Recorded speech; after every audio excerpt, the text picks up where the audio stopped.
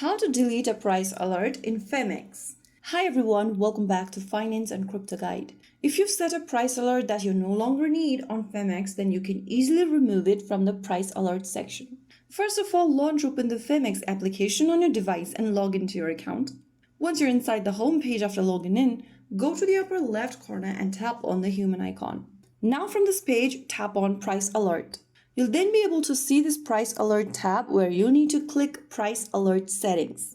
You'll then be able to see the active price alert at the bottom of the screen. Simply tap on it, and on the next info section, if you want to delete the price alert, click on this delete icon. Now you'll then be able to successfully delete the price alert that you've set. So that's it. Your price alert that you've set will be deleted immediately. Deleting a price alert in Phemex only takes a few taps. That way you can easily remove the price alert you don't want anymore. If you found the video helpful, don't forget to like, share and subscribe to our channel. I will see you again in the next video. Thank you for watching.